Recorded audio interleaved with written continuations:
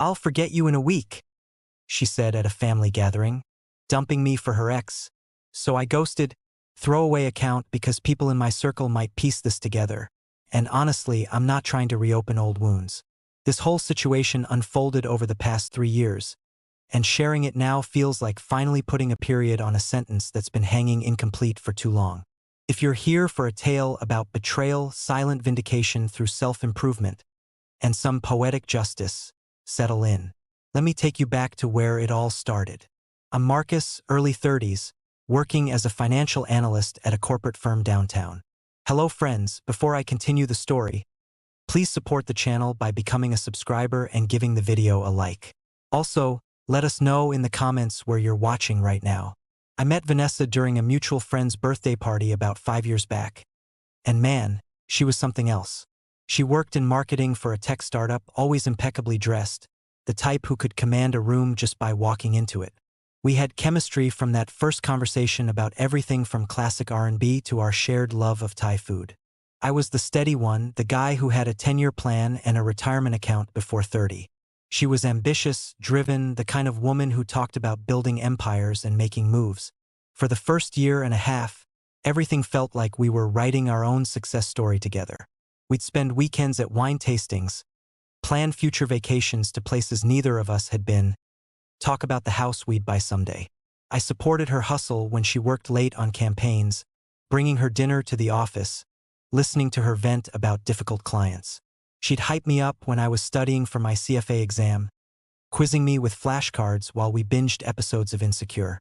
It felt balanced, like we were building something real, something that would last through whatever life threw at us. Then her younger brother, Troy, got into some serious legal trouble. Drug possession charges that could have meant real prison time, and her family was devastated beyond measure. Vanessa became a completely different person overnight, consumed with worry, drained from the emotional toll it took on everyone. That's when I stepped into a role I never anticipated playing in someone else's family drama. I connected her family with a lawyer buddy of mine who specialized in defense cases, cutting them a deal on fees. I drove Vanessa to court dates across the city, sometimes taking half-days off work to be there. Her parents were older, didn't fully understand the legal system, so I'd sit with them explaining what was happening, what to expect. I fronted bail money when her family came up short, nearly draining my savings account in the process but telling myself it was an investment in our future. Vanessa would hold my hand in those courtroom hallways, tears streaming down her face, whispering, "I don't know what I'd do without you, Marcus." The case dragged on for 8 months, court date after court date, continuance after continuance like some cruel joke. I turned down a promotion that would have required me to relocate to the Chicago office because Vanessa begged me not to leave. "I need you here," she'd said, voice breaking as we sat in my car after another exhausting hearing. "You're the only thing keeping me together right now, baby." So I stayed, sacrificing career advancement for love, or what I believed was love at the time. Looking back now, I see the cracks that were forming even then, hairline fractures I chose to ignore. During those months, I became the glue holding things together while Vanessa fell apart at the seams. I'd handle grocery runs for her parents, check in on them when Vanessa was too overwhelmed to function. My gym routine disappeared completely, replaced by stress eating and late nights researching legal precedents I barely understood. Friends would invite me out, and I'd decline because Vanessa needed me, or so I told myself repeatedly. The weight gain crept up, 15 pounds that turned into 25, but I barely noticed or cared enough to stop it. Vanessa started changing in ways that should have set off alarm bells louder than a fire station at midnight. She'd mention her ex, Darius, more frequently, always in these backhanded comparative ways that stung more than I admitted. "Darius always knew how to make me laugh even in hard times," she'd say while scrolling through Instagram. Or, "Darius was so spontaneous. Remember when I told you about that surprise trip to Miami he planned?" I'd brush it off as nostalgia during a difficult period, her mind reaching for happy memories to escape current pain. But the comparisons escalated, became more pointed, more deliberate in a way that felt calculated to wound. During a family dinner at her parents' house, she actually said out loud, "Marcus is reliable, which is great and all, but sometimes I miss that excitement, you know?" Her mother gave her a look, but no one challenged it, and I sat there smiling like the fool I was. I rationalized it away, told myself she was processing trauma through Troy's situation, that couples go through rough patches. Deep down, though, resentment started building like sediment at the bottom of a river, quiet but accumulating steadily. She started going out more with her work friends, coming home smelling like cologne that definitely wasn't mine. Late-night texts she'd hide when I walked into the room, suddenly angling her phone away with suspicious quickness. When I'd ask about her night, she'd give vague answers that explained nothing and everything simultaneously, defensive and dismissive. "Why are you interrogating me, Marcus? I'm dealing with enough stress without you acting insecure." So I backed off, swallowed my concerns, played the understanding boyfriend role I'd perfected over months of crisis management. Troy eventually got a plea deal, reduced charges, probation instead of prison time, and the relief in Vanessa's family was palpable. I thought maybe we could finally get back to us, rebuild what had been neglected during the chaos. But if anything, Vanessa grew more distant after the verdict, like she no longer needed the support system I'd become. The gratitude I'd expected never materialized, replaced instead by this entitled expectation that I'd just continue sacrificing without acknowledgement. "You did what any good boyfriend would do," she said when I mentioned how hard the past year had been. The family gathering was supposed to be a celebration, Troy's freedom party at her parents' house in the suburbs, backyard full of relatives, music playing, that distinct smell of barbecue smoke mixing with summer evening air. I'd helped set up earlier, arranging tables, running to the store for last-minute supplies, playing the dutiful boyfriend role flawlessly. Vanessa had been cold to me all week, but I attributed it to party stress, convincing myself things would improve once this event was behind us and we could focus on us again. About 2 hours into the party, Vanessa pulled me away from a conversation I was having with her uncle. She led me through the side gate into the driveway where cars were parked, away from the crowd. The sun was setting, casting everything in that orange-pink glow that should have been romantic but instead felt ominous. "We need to talk, Marcus," she said, arms crossed, expression hard in a way I'd never seen directed at me before. My stomach dropped immediately, that primal knowing that something devastating was about to unfold in real time. "What's going on, V?" I asked, keeping my voice steady even though my heart was already racing. She didn't ease into it, didn't soften the blow, just launched straight into the destruction of everything we'd built. "This isn't working anymore. I've been talking to Darius again. Actually, we've been seeing each other for a few months now." The words hit like physical blows, each one landing with precision designed to cause maximum damage and complete devastation. I stood there processing, brain struggling to catch up with what my ears were hearing so clearly. "You've been cheating on me?" My voice came out flat, emotionless, a defense mechanism kicking in automatically. She had the audacity to look annoyed at my question, like I was being dramatic about reasonable concerns. "Don't make it sound so ugly, Marcus. We just reconnected during all the Troy stuff, and I realized what I'd been missing. What she'd been missing while I was literally saving her family, spending my money, sacrificing my career advancement." She kept going, twisting the knife with words that would replay in my mind for months afterward. "You've been great with the practical stuff, really. I appreciate everything you did for my family and Troy." The past tense wasn't lost on me, already speaking about us like we were ancient history, already decided. "But Darius, he reminds me who I was before all this heaviness, you know? He's exciting, passionate, ambitious in ways that push me to be better." Translation: I was boring, a placeholder, useful during crisis but disposable once things stabilized and returned to normal. The humiliation of the setting hit me then, having this conversation at her family's party, in their driveway. Through the gate, I could hear laughter, music, celebration, while my relationship was being terminated like a bad business contract. "So you're breaking up with me at your brother's party?" I asked, incredulous despite my attempt to remain calm. She shrugged, actually shrugged like it was no big deal, like my feelings were irrelevant inconveniences. I figured it was better to be honest now rather than drag this out unnecessarily and waste more time. Then came the line that would echo in my head during every difficult moment of the coming months. She smiled. This small, cruel smile that didn't reach her eyes at all, and said, "I'll forget you in a week, Marcus."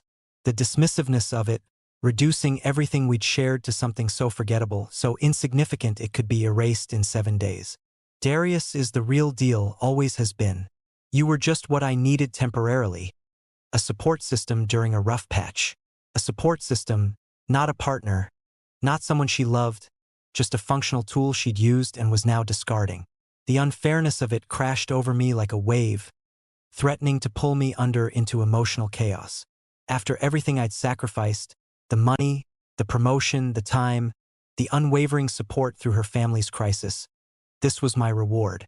Standing in a driveway being told I was forgettable, temporary, a downgrade from her cheating ex-boyfriend who'd treated her poorly before. But I wouldn't beg, wouldn't give her the satisfaction of seeing me break down and fall apart right there. That resolve hardened inside me like concrete setting, quick and permanent and unbreakable once formed. "If that's how you feel, Vanessa, then we're done," I said, voice even despite the rage building inside. I pulled her apartment key off my keyring right there, handed it to her without ceremony or dramatic gestures. She took it with this surprised expression, like maybe she'd expected me to fight for her, to plead my case. But I just walked away, back through the gate, through the party where everyone could see my face. I nodded politely to her mother, grabbed my jacket from inside, and left while confused family members watched silently. The drive back to my apartment was a blur of streetlights and autopilot navigation through familiar routes. I gripped the steering wheel so tight my knuckles ached, jaw clenched against the torrent of emotions threatening to overwhelm everything. Back home, the silence was deafening in that way only empty apartments can be after life-altering news hits. I sat on the couch we'd picked out together at IKEA, staring at photos of us on my bookshelf. The smiling faces mocked me, evidence of a relationship that had apparently meant everything to me and nothing to her. That night, I made a decision that would define everything that came after this moment of clarity. No drama, no public callouts, no trying to win her back or make her see my worth clearly. I would ghost completely, erase myself from her life as thoroughly as she'd dismissed me from hers. She wanted to forget me in a week? I'd make sure she never got the chance to remember me at all, not on my terms anyway. By morning, I'd blocked her number, her social media, every digital connection we'd ever had established between us. I called my manager first thing Monday morning, told him I was reconsidering that Chicago position if it was still available. "Marcus, that's fantastic," he said, surprised enthusiasm clear in his voice despite the early hour call. "We actually haven't filled it yet. Was hoping you might change your mind about the relocation and opportunity." Within a week, the paperwork was processed, my resignation from the local office submitted, and my apartment lease was broken. 2 weeks after that party, I was loading a U-Haul headed to the Midwest for a complete fresh start. Chicago hit different from day one, the wind off Lake Michigan matching the cold detachment I'd embraced internally. The promotion came with a serious salary bump, corner office, team of analysts reporting directly to me now. I threw myself into work with the focus of someone who had nothing else to lose and everything to prove. 12-hour days became normal, building models, analyzing portfolios, impressing senior partners who started mentioning me in succession planning conversations. For the first time in years, I was investing in myself instead of someone else's crisis or drama. The physical transformation started almost accidentally, more therapeutic necessity than vanity-driven goal seeking something concrete to control. I joined a gym near my new apartment, started going at 5 a.m. before work religiously without exception. The weight I'd gained during Vanessa's family crisis started melting off with consistent effort and proper nutrition focus. I hired a trainer, a former college linebacker named Jerome who pushed me harder than I'd ever pushed myself before. "You're carrying more than weight, my brother," he said during one brutal session, seeing something I hadn't acknowledged yet openly. He was right. I was carrying resentment, anger, humiliation, all of it manifesting in physical form temporarily. But as the pounds dropped, so did the emotional baggage I'd been hauling around like unnecessary weight dragging me down. 6 months in, I'd lost 40 pounds, built muscle I didn't know I could have at my age. The mirror showed someone different, not just physically but in the eyes, in the posture, in the confidence radiating outward. I barely recognized the man staring back, and honestly, I liked the stranger better than who I'd been before. Socially, I rebuilt from scratch, making Chicago my home instead of just a place I'd escaped to temporarily. Joined a young professionals group that did networking events and volunteer work around the city on weekends regularly. Made friends who knew nothing about Vanessa, about what I'd been through, just knew me as Marcus the analyst. Started dating casually, nothing serious, just relearning how to connect without the weight of my past relationship crushing every interaction. It felt liberating, being unknown, starting with a clean slate no one could tarnish with memories or expectations. The no contact was absolute on my end, a boundary I maintained with religious dedication and unwavering commitment. I changed my number when I moved, kept only a few close friends from back home who understood the assignment. My social media had been deleted entirely, not just deactivated, fully deleted so there was no digital footprint. As far as Vanessa's world was concerned, I'd vanished like smoke, impossible to grasp or track down easily. But information has a way of flowing through mutual connections regardless of how thoroughly you try to disconnect. About 8 months after I'd ghosted, my boy Tyler called with news he thought I should hear directly. "Man, I don't know if you want to know this, but Vanessa's life is in shambles right now," he said hesitantly. Apparently, Darius, the exciting ex, had been running the same game on multiple women simultaneously across the city. Vanessa found out when another girl confronted her at her office, caused a whole scene in the lobby. Security had to get involved, escorts and everything, with her co-workers witnessing the entire humiliating spectacle unfold in real time. The fallout cascaded from there in ways that would have made me feel sympathy if I'd had any left. Darius ghosted her immediately after the confrontation, blocked her everywhere, moved on to his next target without looking back. Her job at the startup became uncomfortable after the office incident, whispers and side eyes from colleagues who'd witnessed everything. She ended up quitting or being pushed out. Tyler wasn't sure which version was true from what he'd heard. Either way, she was unemployed in an expensive city with bills piling up and no support system left. The friends who'd been around during our relationship had apparently distanced themselves when the cheating came to light publicly. No one respects a cheater, especially when the person they cheated on had been visibly sacrificing and supporting them. Her family was disappointed too. Her mother especially had apparently said some harsh words about how I'd been treated. "You threw away a good man for trash," was the quote Tyler relayed to me secondhand from someone else.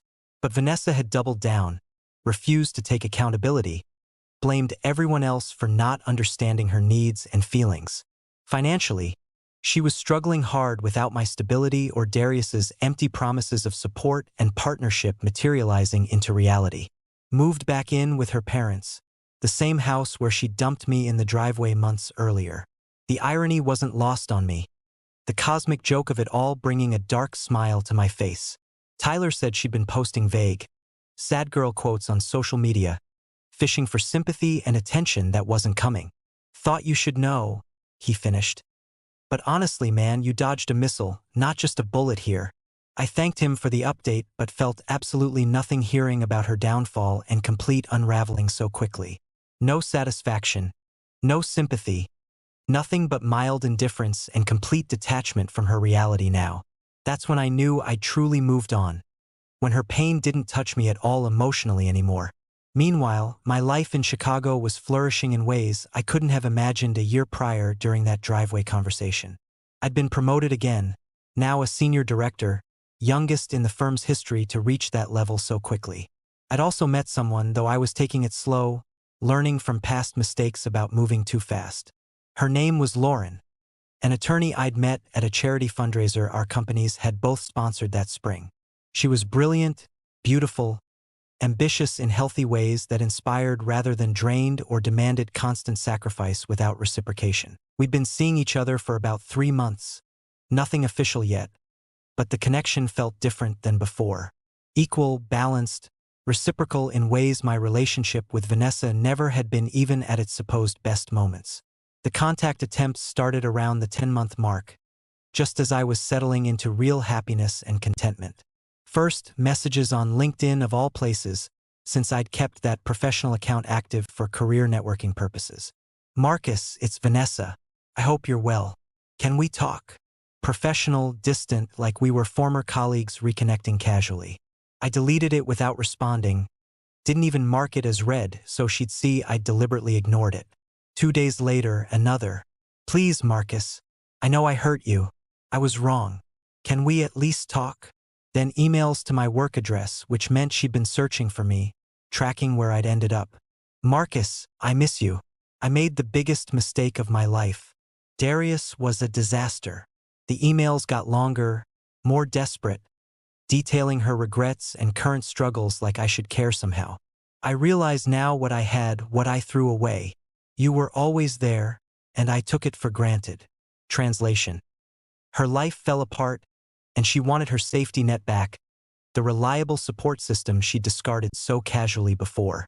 I never responded, not once, maintaining the ghost status that had served me well for nearly a year. But she escalated, as desperate people do when they're not getting the response they feel entitled to receive. She somehow got my new number, probably from someone who didn't know better or got manipulated into helping her. Texts flooded in, at first apologetic and remorseful in tone. Marcus, please. I was confused, stressed with everything happening. I see now you were the one, the real partner I needed. When those didn't work, the tone shifted predictably. You're really going to ignore me after everything we went through together? After you were involved in my family's business? The entitlement was staggering, breathtaking in its audacity and complete lack of self-awareness about what had actually happened. I gave you chances during the Troy situation, and now you can't give me one chance to explain properly? Twisted logic that would have made me laugh if it wasn't so pathetically revealing of her character fundamentally. She'd given me chances to support her family, spend my money, sacrifice my career while she cheated with her ex? The voicemails became increasingly unhinged as weeks passed without any response from me, breaking the silence she couldn't stand. Fine, Marcus. Be a coward and run away like you always did from confrontation and real emotions. Funny how I became a coward for leaving after she cheated and dismissed me so cruelly publicly. You think you're better than me now? You'll regret this when I get my life together and you're alone. The anger revealed what I'd suspected. She'd expected me to be waiting, ready to take her back gratefully when she decided. Her family and friends got involved too. Flying monkeys deployed to break my resolve and silence simultaneously. Her mother texted from a number I didn't have blocked yet. Marcus, please talk to Vanessa. She's going through a very difficult time right now and needs support. The lack of acknowledgement about how she'd dismissed my support before was typical family denial of reality clearly. Tyler reported that mutual friends were being pressured to reach out. Guilt tripped me into responding or at least acknowledging her attempts. She's really struggling, man. Maybe just talk to her? One former friend suggested, not understanding the principle at stake. But I held firm. A wall of silence they couldn't penetrate no matter what tactic they employed next.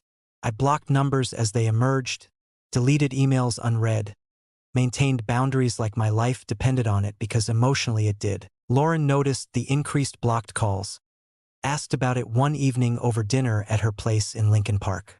Ex-girlfriend, I explained simply, not elaborating unnecessarily. She nodded, didn't pry, just said, good boundaries. Keep them. That's when I knew she understood relationships in ways Vanessa never had or would. 14 months after the breakup, a mutual friend's wedding invitation arrived at my Chicago address, somehow finding me. James and Ashley, couple we'd both known from our college days, still connected to both of us somehow. I debated going, didn't want drama or confrontation, but ultimately decided I wouldn't hide from my past anymore. I'd evolved too much to run from someone who no longer had power over my emotions or self-worth. Lauren agreed to come as my +1, meeting old friends and facing whatever came with grace and unity. The wedding was back in our old city, elegant hotel ballroom affair with 200 guests and expensive decorations. I arrived with Lauren looking sharp in a tailored navy suit I'd bought for work functions, confidence worn as comfortably. We mingled easily, me reconnecting with old friends who barely recognized the transformed version of Marcus standing before them now. Man, You look incredible, James said, genuine surprise in his voice. Chicago's treating you right.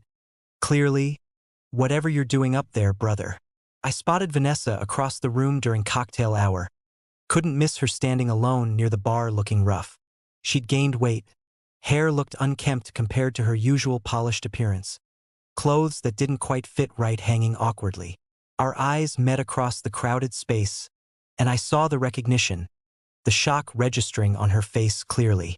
She'd probably heard through the grapevine I might come, but seeing me, seeing the transformation, that was different than imagining it abstractly. She made her way over during a moment when Lauren had stepped away to the restroom, timing it deliberately. "Marcus," she said, voice shaky with nerves and barely contained desperation. "Oh my God. You look different." I nodded politely, kept my expression neutral and completely unreadable to her probing gaze. "Vanessa?" I acknowledged simply, giving nothing emotionally, not even basic warmth or hostility, just blank professional courtesy like a stranger might receive. "Please, can we talk?" she asked, eyes pleading in ways they'd never pleaded before when it mattered to me. "I know I messed up, I know it. Darius was a complete disaster. Everything fell apart." She detailed her struggles rapid fire. Unemployed, broke, living with parents, no prospects, isolated from friends who'd abandoned her completely. "I realize now what I had with you, what I threw away so stupidly. You were always there, always supportive, and I took it for granted entirely." Translation: life got hard, and she wanted her safety net back to catch her falling trajectory. I let her finish, didn't interrupt, just listened with the detachment of someone observing a stranger's problems that didn't concern me. When she paused, waiting for my response with desperate hope in her eyes, I smiled slightly, a cold professional smile. "Funny thing, Vanessa, you said you'd forget me in a week. Remember that?" I watched the words land, watched her flinch at her own cruelty thrown back at her without malice. "Looks like it's been over a year, and you're still remembering clearly, so that didn't work out, did it?" She started to respond, but I continued, cutting through any excuse she might manufacture to explain away her choices. "You said you deserved better, that Darius was the real deal and I was just temporary support during rough times." My voice stayed even, matter of fact, no anger because she didn't deserve even that emotion from me anymore honestly. "Well, I hope you found what you were looking for with him, truly, because I found what I deserve too." I gestured toward Lauren returning from the restroom, radiant in her dress, smiling at me with genuine warmth and affection. "That's my girlfriend, Lauren. She's an attorney, brilliant, kind, doesn't play games or make comparisons to exes constantly," I said, watching Vanessa's face crumble with each word landing precisely where I intended them to land. "We've been together 6 months, and honestly, it's been the healthiest relationship I've ever experienced. No drama required." I paused, letting that sink in completely. "I built a new life in Chicago, got promoted twice, lost weight, found happiness, all without you. The truth is, Vanessa, you're irrelevant to my life now. Not in a bitter way, just factually speaking." I said it without edge, just stating reality as it existed between us currently and permanently. "You wanted to be forgotten? Consider it done on my end. I've moved on completely to better things and people." She stood there, tears starting to form, mouth opening to protest or beg or something I'd never know. "I wish you well, genuinely, but my happiness doesn't include you anymore, and that's the best decision I ever made for myself." I walked away then, joining Lauren, who immediately laced her fingers through mine, sensing the encounter had been significant somehow. "You okay?"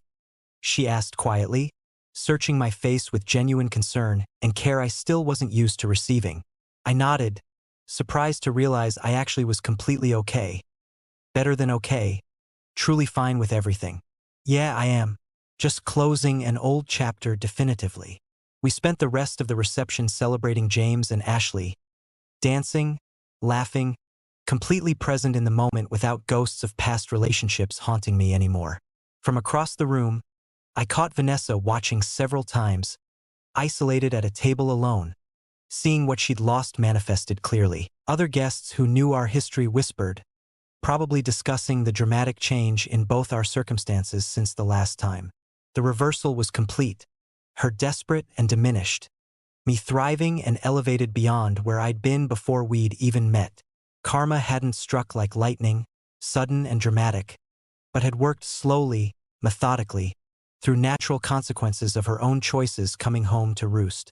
That night, back in my hotel room with Lauren sleeping peacefully beside me, I blocked Vanessa's latest numbers and emails. Final severing of any connection that remained. Absolute closure on that chapter of my life permanently and irrevocably. She'd been a lesson, painful but necessary, teaching me about self-worth, boundaries, and not sacrificing myself for people who'd never value it. The humiliation she'd caused at that family gathering had been the catalyst for transformation I desperately needed but wouldn't have pursued otherwise in my comfortable complacency. Looking back now, almost 2 years removed from that driveway conversation, I'm grateful for the rejection that redirected my entire life. If she hadn't dumped me so cruelly, I'd never have moved to Chicago, never have pushed myself professionally or physically. I'd never have met Lauren, who showed me what partnership actually looks like when it's healthy, balanced, and reciprocal. I'd have stayed in comfortable mediocrity, supporting someone who'd never appreciate it, sacrificing my potential for someone who saw me as temporary anyway. The aftermath continued trickling in through the grapevine periodically, updates I didn't seek but received anyway from well-meaning friends. Vanessa apparently had a breakdown at the wedding after our conversation, left early in tears according to Ashley. She tried contacting me again through multiple fake accounts and burner numbers, but my blocks held firm against every attempt. Her life remained stagnant from what I heard, still living with parents, working retail jobs below her education level, isolated socially. The consequences of her choices becoming her everyday reality indefinitely. Meanwhile, I proposed to Lauren on a weekend trip to Michigan. Lakeside sunset proposal she said yes to enthusiastically without hesitation. We're planning a wedding for next year, building a life together that's rooted in mutual respect and genuine partnership. My career continues ascending, now being considered for VP positions at 32, younger than most at that level. The physical transformation maintained through consistent gym dedication and healthy lifestyle choices that became permanent habits rather than temporary fixes. If you're reading this going through something similar, betrayal and public humiliation from someone you sacrificed for endlessly without reciprocation, hear me. Your worth isn't determined by someone else's inability to recognize or appreciate it fully or partially. Walking away with dignity, ghosting the toxicity completely, that's not weakness. That's self-preservation and self-respect manifested in action. The best revenge isn't confrontation or public callouts that lower you to their level of immaturity and dysfunction. It's building a life so fulfilling, so elevated, that they become irrelevant to your happiness completely and permanently. It's becoming the version of yourself you were always meant to be before you dimmed your light for someone's comfort. It's finding someone who values your support instead of exploiting it, who partners with you instead of using you. It's waking up grateful for the rejection that redirected you toward your actual purpose and potential waiting to be unlocked.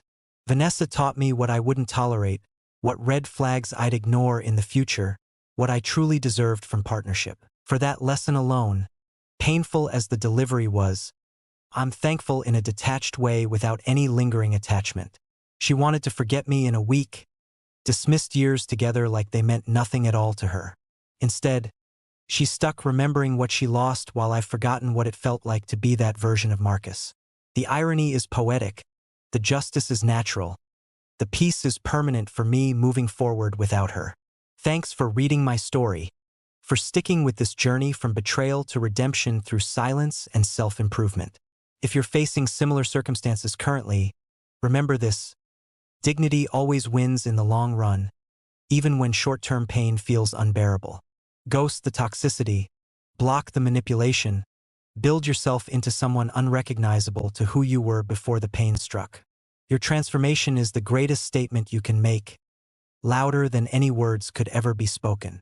Thank you for watching all the way through. There's another story to your left screen. You'll enjoy it more than this one.